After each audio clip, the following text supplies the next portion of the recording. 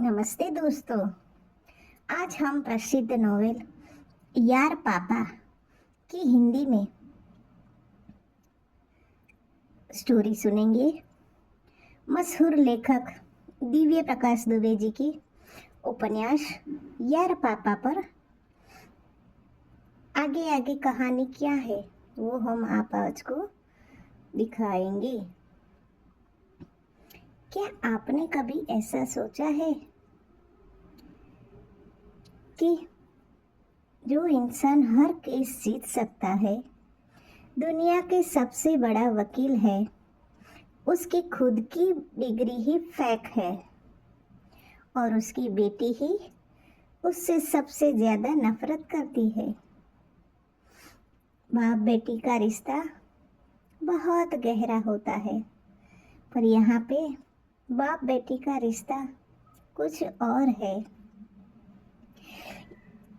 मशहूर लेखक दिव्य प्रकाश दुबे जी की उपन्यास यार पापा पर आप आज एक अच्छी सी स्टोरी सुनेंगे। यह कहानी देश के सबसे बड़े महंगे वकील मनोज साल्वे और उनकी बेटी सासा के बीच के खूबसूरत और जटिल रिश्तों, अनकहे प्यार और एक बड़ा राज है जो इर्द गिर्द घूमती है।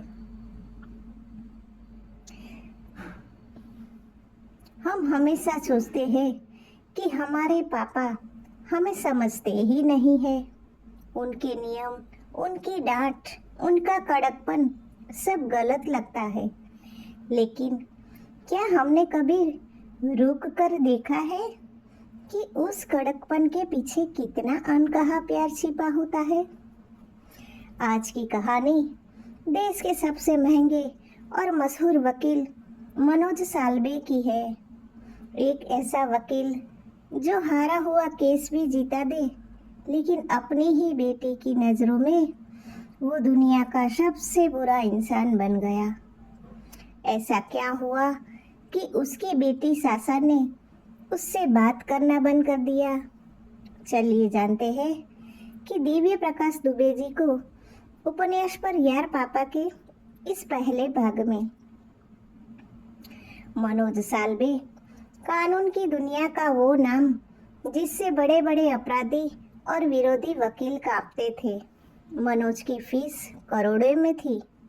उनके पास एक आलीशान जिंदगी थी, बड़ा सा बंगला, गाड़ियाँ और वो सब कुछ जो एक इंसान सपना देखता है।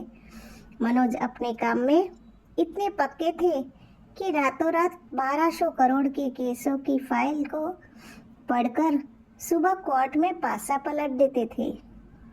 लेकिन इस चमक दमक वाली जिंदगी के पीछे एक खालीपन था। मनोज की पत्नी अब इस दुनिया में नहीं थी और उनकी पूरी दुनिया सिमट चुकी थी उनकी एकलौती बेटी सासा पर। उसके लिए अब उसकी पूरी जिंदगी उनकी बेटी सासा ही थी। सासा जो अब बड़ी हो रही थी, अपने पापा से बेहद दूर हो चुकी थी। वो दोनों एक ही घर में रहते थे, लेकिन उनके बीच बातचीत लगभग बंद थी।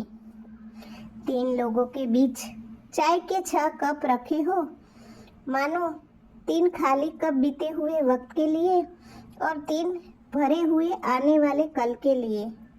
सासा को लगता था कि उसके पापा सिर्फ पैसों और अपने काम से प्यार करते हैं। मनोज जब भी सासा के करीब जाने की कोशिश करते, सासा के दिल की कड़वाहट दीवारों की तरह बीच में आ जाती। मनोज अपनी नोटबुक में कुछ नोट करते, खिड़की से बाहर देखते और सोचते कि आखिर कहाँ कमी रह गई। इतना बड़ा आदमी, नंबर 1 वकील, पर उसकी जिंदगी में उसकी खुद की बेटी ही उससे बात नहीं कर रही। देखो उस इंसान पर क्या बीतती होगी। एक ऐसी खबर जिसने सब हिला दिया। दिन बीत रहे थे और मनोज एक नए बड़े केस की तैयारी में लगे थे। तभी अचानक मीडिया और सोशल मीडिया पर एक ऐसी खबर आती है जिसने पूरे देश के कानूनी गलियारे में भूचाल ला दिया। खबर थी कि देश के सबसे बड़े वकील मनोज साल्वे की लॉ को डिग्री फर्जी यानी फेक है। यह खबर जंगल की आग की तरह फैल गई। जो आदमी दूसरों को इंसाफ दिलाता था, आज उसकी खुद की शाख दांव पर थी। मनोज इस खबर को झुठला नहीं पा रहे थे। जब यह खबर शासा तक पहुंचती है तो उसका अपने पिता पर रहा सहा भरोसा भी टूट जाता है। वो कहते हैं ना, जले पर नमक छिड़कना। एक तो पापा के लिए नफरत थी और इस खबर ने साशा के दिल में और नफरत पैदा कर दी। मनोज का उदास चेहरा और साशा की आंखों में आंसू और गुस्सा। अब सबसे बड़ा सवाल यह था, क्या वाकई मनोज साल्वे एक धोखेबाज थे? क्या उन्होंने अपनी पूरी जिंदगी एक झूठ के सहारे जी?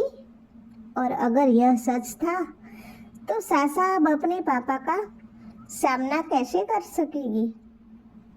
क्या मनोज खुद को गुनहगार साबित कर पाएंगे या फिर वो अपनी बेटी को हमेशा के लिए खो देंगे? इन सब सवालों के जवाब मिलेंगे हमें इसके अगले पार्ट में। अगर आपको यह शुरुआत दिल को छू लेने वाली लगी तो कमेंट में पार्ट 2 जरूर लिखें और चैनल को सब्सक्राइब करना ना भूलें। मिलते हैं बहुत जल्द इसके अगले भाग में। तब तक के लिए शुक्रिया। तो कैसी लगी बात दोस्तों, बाप बेटी का रिश्ता आगे क्या रंग लाता है, वो सब आपको अगले पार्ट में सुनने को मिलेगा। तो कैसी लगी दोस्तों ये स्टोरी? Bye bye.